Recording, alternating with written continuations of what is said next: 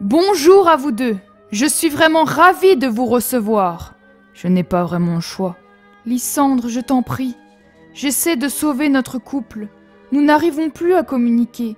Il nous faut un médiateur. Tu étais d'accord pour venir, je ne t'y ai pas forcé. J'ai aidé beaucoup de couples, vous savez. Mais pour que la thérapie fonctionne, vous devez faire un pas l'un vers l'autre. Lysandre, si vous êtes opposé à cette idée, je ne peux rien pour vous. Lysandre, je t'en prie, ne m'aimes-tu plus? Bien sûr que je t'aime. Je ne serai pas là autrement. Bien, nous pouvons commencer. J'ai cru comprendre que madame souffre d'une maladie psychique. Vous avez révélé vos difficultés à votre compagnon et aujourd'hui la communication est impossible. Elle m'a trahi. Je comprends ta colère, Lysandre, mais je ne t'ai pas trahi. Tu es tombé amoureux de moi, ma personne, ma personnalité. Tu me regardes différemment depuis que tu connais ma maladie. Mais je n'ai pas changé, Lysandre. Je suis toujours la femme dont tu es tombé amoureux. Lysandre, vous devez différencier la personne de la maladie.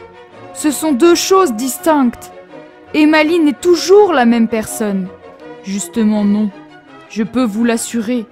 Lorsqu'elle est en crise, je ne la reconnais plus. Elle m'inquiète. Je n'arrive plus à la comprendre. Dans ces moments-là, la maladie prend le dessus sur sa personnalité.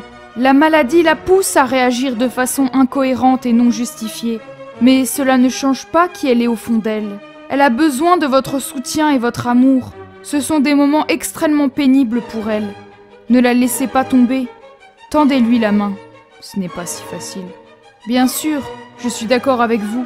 Mais plus vous connaîtrez la maladie, mieux vous pourrez y faire face.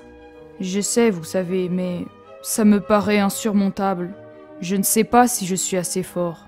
Vous l'aimez? Oui, je l'aime. Alors vous y arriverez. Ne le vois pas comme une immense montagne de difficultés. Nous devons gravir les marches petit à petit, mon amour. Un pas après l'autre, jour après jour, sans se soucier du lendemain. Tu sais, cette maladie est un enfer pour moi. Tous ces sentiments ressentis, ces émotions à contrôler, ces peurs qui m'envahissent, ces colères qui me rongent, ces dépressions qui me minent. J'aimerais tellement en être libérée, avoir le cœur léger et l'esprit hardi. Ressentir tous ces sentiments, c'est épuisant, ça fait mal, Lysandre. Tu n'as pas idée de ce que je vis. Une pensée en moi rumine. À chaque battement du cœur. Une douleur à la poitrine s'enlise un peu plus à chaque heure. L'homme ne cesse de ressentir, que ce soit joie, peine, affection.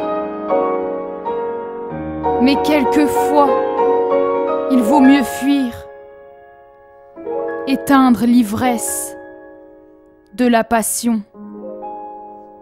Si seulement je pouvais ressentir le silence, un moment où plus rien n'a de sens, une seconde où tout reste en suspens. La douleur comme une larme perdue dans les océans. Un corps dénué de toute âme. Un cœur vidé de sentiments. Je ne cesserai jamais de convoiter le silence. Ce silence du néant. Quand on vous dit que l'on vous aime, n'est-ce pas le plus beau sentiment? Mais une seconde après la fièvre, le cœur s'oppresse par les tourments. Une parole, une blessure, un rien peut nous faire craquer. Et pour suturer nos déchirures, seul le silence peut nous soigner.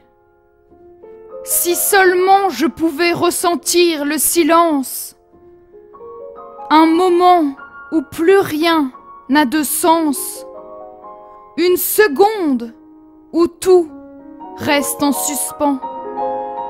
La douleur comme une larme perdue dans les océans. Un corps dénué de toute âme.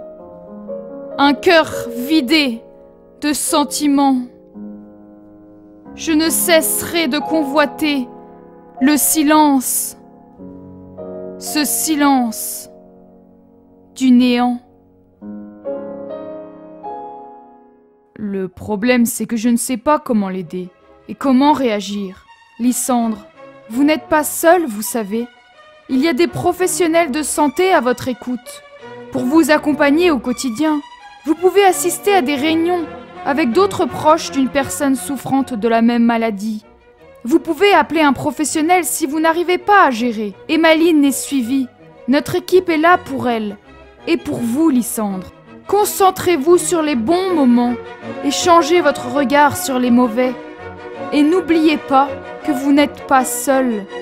Vous surmonterez ces difficultés, ensemble, main dans la main. Et dans quelque temps, vous connaîtrez la maladie et saurez réagir adéquatement.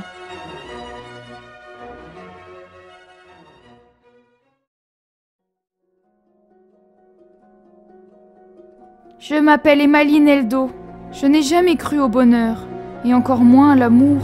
Qui pouvait aimer quelqu'un comme moi, alors que moi-même j'en étais incapable? Ma maladie mentale me coupait de tout désir et de tout rêve. Je pensais le bonheur inaccessible, jusqu'au jour où j'ai rencontré Lysandre.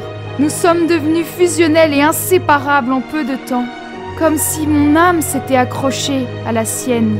Nous nous aimions avec passion. Mais j'ai fait l'erreur de ne pas lui parler de ma maladie. J'ai failli le perdre à cause de cela. Il s'est senti trahi, blessé, et il ne me regardait plus comme avant.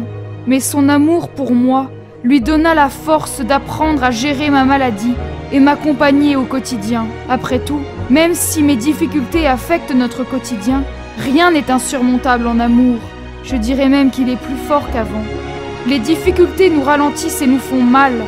Mais si l'on arrive à les surmonter, la récompense n'en est que plus belle. Aujourd'hui, je suis comblée. Lysandre et moi sommes mariés et parents d'une magnifique petite fille, Léa. Ce n'est pas tous les jours facile, mais notre volonté et notre amour triomphent toujours. Chers naufragés d'Internet, quelle que soit votre maladie, ne pensez jamais que vous n'avez pas le droit à l'amour. Soyez patients, et je suis sûre qu'un jour, il vous trouvera, peut-être même plus tôt que vous ne le pensez.